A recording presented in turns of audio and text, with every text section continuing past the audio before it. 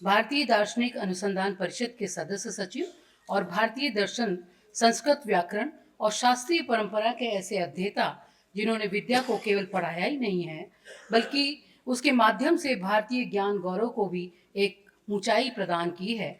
ऐसे उद्भट विद्वान, दर्शन शास्त्र और धर्म अध्ययन के प्रख्यात प्रोफेसर डॉक्टर सच्चिदानंद मिश्र जी का मैं स्वागत करती हूँ। उद्बोधन के लिए।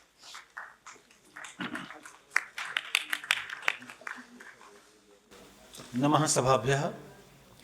माननीय श्री कविंद्र गुप्ता जी, उपराज्यपाल लद्दाख, माननीय श्री अजय टेनी मिश्र जी, आचार्य यालगड्डा लक्ष्मी प्रसाद जी, श्री अजय जी, डॉक्टर विपिन कुमार जी, प्रोफेसर रामनारायण पांडे पटेल जी और इस सभा कक्ष में उपस्थित देश के विभिन्न कोनों से आए हुए विशिष्ट विद्वज्जन और विद्यार्थियों, मुझे इस कार्यक्रम में सम्मिलित होकर के बहुत प्रसन्नता हो रही है।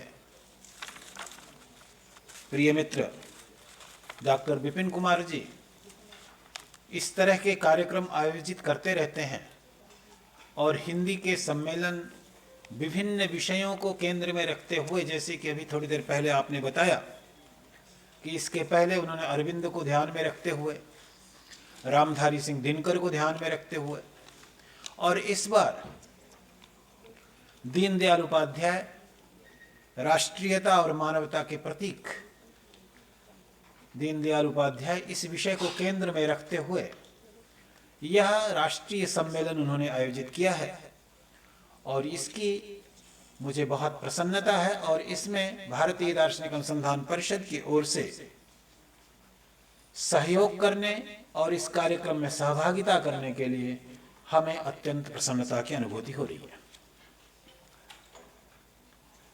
दर्शन का विद्यार्थी होने के कारण और हिंदी भाषी प्रदेश से होने के कारण इस कार्यक्रम से एक विशेष किस्म का जुड़ाव है, क्योंकि एक तो यहाँ हिंदी का सम्मेलन है और दूसरा श्री दीनदयाल उपाध्याय जी के ऊपर एक कार्यक्रम है।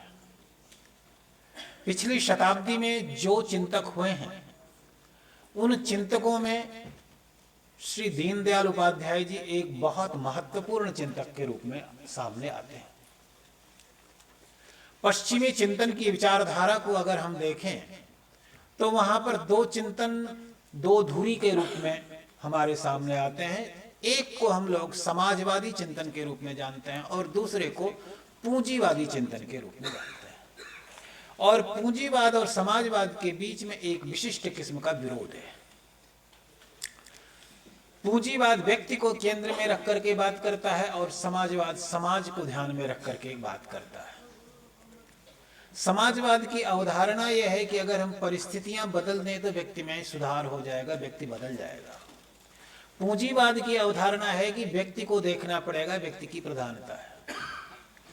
और यह एक ऐसा चिंतन आता है हमारे सामने पंडित दीनदयाल उपाध्याय का, जिसको कि हम एकात्म मानववाद के रूप में जानते हैं।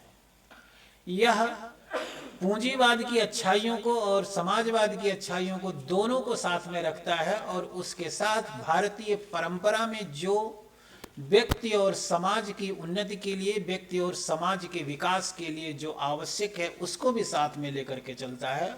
और इसके साथ साथ इन दोनों में जो न्यूनताएं हैं, जो कमियां हैं, उन कमियों से अपने आप को मुक्त रखता है। ये एक दुख की बात है कि पंडित दीनदयाल उपाध्याय का जो चिंतन रहा है उस चिंतन को हम किसी एक पार्टी विशेष, एक चिंतन विशेष से जोड़ करके देखते हैं। नहीं तो यह चिंतन सचमुच में समग्र मानव जाति के कल्याण के लिए है, क्योंकि यह जिस एकात्म मानववाद की बात करता है, क्योंकि मानववाद की बात तो बहुत सारे लोग करते हैं। पश्चिम की बड़ी चर्चित विचारधारा रही है ह्यूमनिज्म, मानवता, मानववाद। लेकिन वह मानववाद, उस मानववाद की जो आधार भूमि हो, एकात्मवाद हो, जिस एकात्मवाद के सूत्र हमको उपनिषदों में मिलते हैं, जिसके सूत्र हमको आचार्य शंकर के अद्वैतिक चिंतन में मिलते हैं। और इस प्रकार से जब हम उस चिंतन को भारतीय परंपरा के साथ जोड़ करके देखते हैं तो ऐसी स्थिति में हमारा जो चिंतन है वह एक सांस्कृतिक परिप्रेक्ष्य को लेकर के भी चलता है और दूसरे लोगों के लिए सहजता से स्वीकार्य भी होकर के चलता है। कोई विचारधारा अगर वो मूल के साथ शुरू हो रही है, चल रही है, तो उसके सफल होने और उसके स्वीकृत होने की संभावना बढ़ जाती है। चूंकि यह एकात्म मानववाद की विचारधारा भारतीय चिंतन, भारतीय मनीषा के जो सर्वोत्कृष्ट ग्रंथ हैं उपनिषद और वेदांत, उनसे प्रेरणा लेकर के और हमारे आज की 21वीं शताब्दी में आने वाली जो समस्याएं हैं, जिन समस्याओं को हम वर्ग संघर्ष के रूप में, वर्ण संघर्ष के रूप में, व्यक्ति संघर्ष के रूप में, धार्मिक संघर्षों के रूप में, वैचारिक संघर्षों के रूप में देखते हैं, जब हम उसको एकात्म मानववाद रूप विचारधारा के परिप्रेक्ष्य में रखते हैं तो उसकी परिणति वस्तुतः वसुधैव कुटुंबकम के रूप में होती है, जिसके लिए हमारे देश के श्रेष्ठ प्रधानमंत्री माननीय प्रधानमंत्री मोदी जी बार बार उल्लेख करते रहते हैं।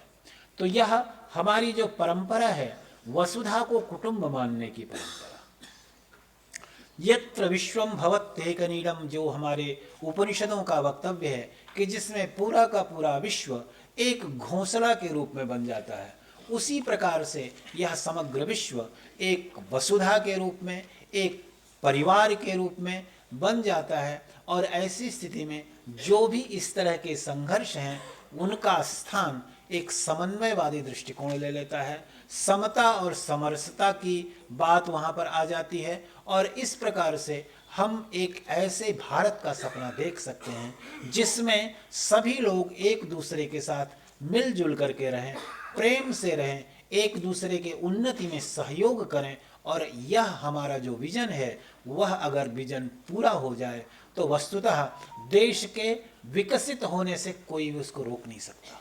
जो हमारे माननीय प्रधानमंत्री जी का उद्देश्य है कि देश को विकसित किया जाए, 2047 तक भारत देश को एक विकसित राष्ट्र के रूप में स्थापित किया जाए, उसकी तरफ अगर बढ़ना है तो हम लोगों को आपसी विरोधों को भूल करके, आपसी संघर्ष को भूल करके परस्पर सहयोग की भावना विकसित करनी पड़ेगी, परस्पर प्रेम की भावना विकसित करनी पड़ेगी। और उस सब का जो आधार है वह हमारे सामने उभर करके आता है माननीय दीनदयाल उपाध्याय जी के एकात्मवादी राष्ट्रवादी चिंतन के माध्यम से, एकात्म राष्ट्र, एकात्म मानववाद के माध्यम से। और इसलिए मैं अधिक न बोलते हुए इतनी ही बात कह करके अपनी वाणी को विराम देता हूं। और मैं उम्मीद करता हूं कि ये 2 दिन का जो विचार संगोष्ठी, यह 2 दिन की जो आयोजित की गई है, इसमें आप लोग इस तरफ गंभीरता से विचार करेंगे और इसके द्वारा